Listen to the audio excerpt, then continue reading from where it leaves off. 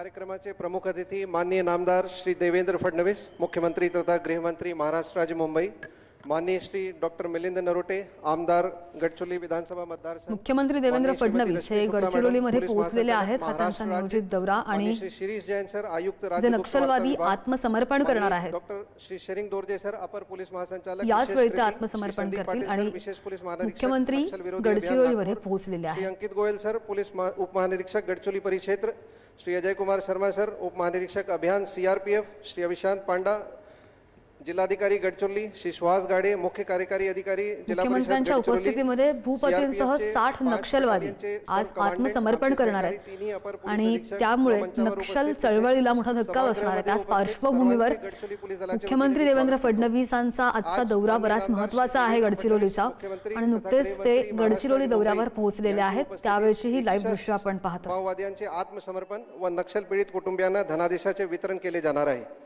गेल्या काही कालामध्ये गडचिरोली पोलीस दलाने राबविलेले प्रभावी माओवाद विरोधी अभियानामुळे सन 2021 पासून आतापर्यंत 140 माओवाद्यांना अटक करण्यात आली असून 81 माओवाद्यांना पोलीस दलासमोर आत्मसमर्पण केले आहे।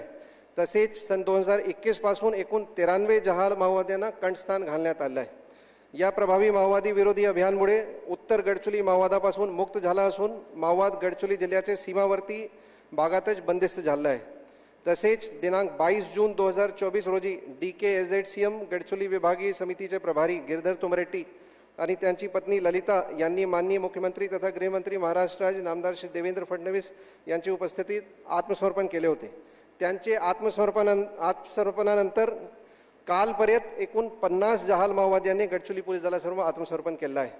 गडचिरोली पोलीस दलाचे प्रोजेक्ट संजीवनी अंतर्गत एकूण 13 आत्मसमर्पित माओवादी दाम्पत्याचे सामूहिक विवाह सोहळा पारंपरिक आदिवासी प्रथेनुसार दिनांक 6 जून 2025 रोजी माननीय मुख्यमंत्री तथा गृहमंत्री महाराष्ट्र राज्य नामदार श्री देवेंद्र फडणवीस यांची उपस्थितीत पार पाडला। तसेच आत्मसमर्पित माओवाद्यांकरिता नवजीवन वसाहत येथे 4 रो हाऊसचे बांधकाम प्रगतीपथावर आहे।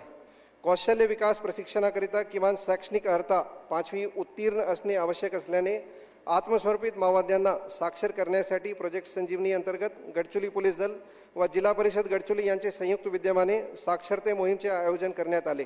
यामध्ये 42 आत्मसमर्पित माओवादी सदस्यांची साक्षरता चाचणी घेण्यात आली।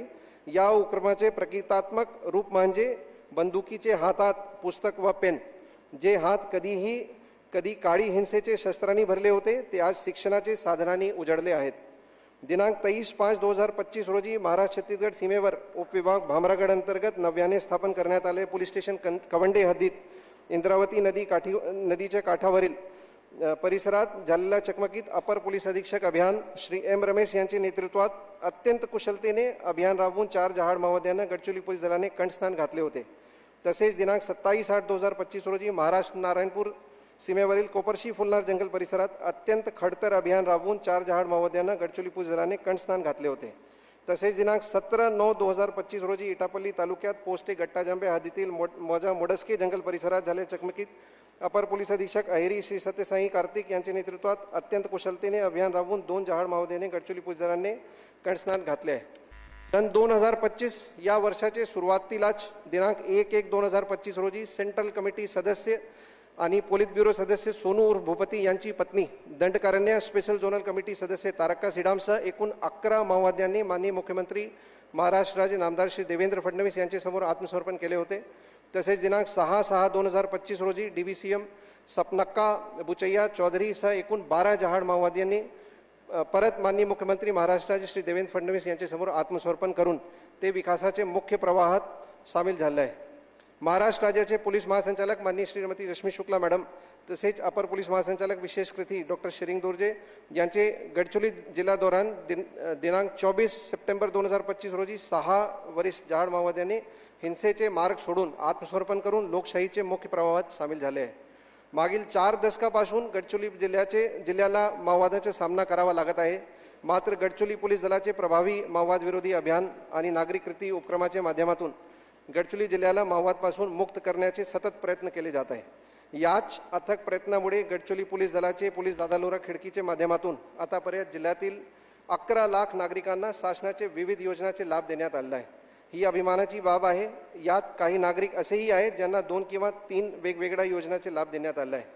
एक गाव एक वाचनालय अंतर्गत एकूण 72 नवीन सार्वजनिक वाचनालयाची स्थापना करण्यात आली असून त्याचा लाभ दुर्गम अतिदुर्गम भागातील 8,000हून अधिक विद्यार्थी घेत आहे.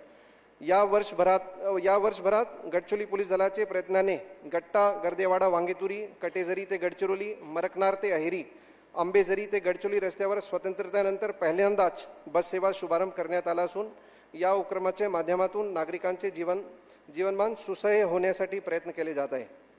गडचिरोली पोलीस दलाने आणि CRPF यांनी राबवले प्रभावी माओवाद विरोधी अभियान, नागरिक कृती उपक्रम तसेच आत्मसमर्पण योजनेचे प्रभावी अंमलबजावणीमुळे आज रोजी पोलित ब्युरो मेंबर व सेंट्रल कमिटी मेंबर 6 कोटीचे बक्षीस असलेले मल्लजुला वेणुगोपाल राव उर्फ सोनू उर्फ भूपती सह 2 DK SZCM, 10 divisional committee member दर्जाचे वरिष्ठ कॅडरसह 16 PPCM, 3 उप कमांडर, 6 एरिया कमिटी मेंबर व 23 दलम सदस्य पदावरील एकूण 61 माओवादी हे आत्मसमर्पण करून विकासाचे मुख्य प्रवाहामध्ये सामील होत आहे.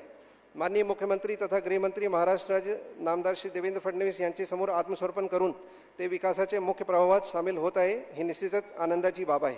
सर, आपण गडचिरोली पोलीस दलाचे पाठीशी सदैव खंबीरपणे उभे राहिल्यामुळेच आज गडचिरोली पोलीस दलाला ही कारवाई यशस्वीपणे पार पाडता आली आहे. तसेच जे काही मोजकेच उरलेले माओवादी आत्मसमर्पणास इच्छुक असतील त्यांना विकासाचे मुख्य प्रवाहात आणण्यासाठी तसेच लोकशाहीतील सन्मानाने जीवन जगण्यासाठी गडचिरोली पोलीस दल सर्वोत्तरी मदत करेल. गडचिरोली पोलीस दल जिल्ह्यातील नागरिकांच्या सर्वांगीण विकासासाठी सदैव कटिबद्ध राहील यांची मी आपल्याला ग्वाही देतो. या कार्यक्रमास उपस्थित सर्वांना पुन्हा एकदा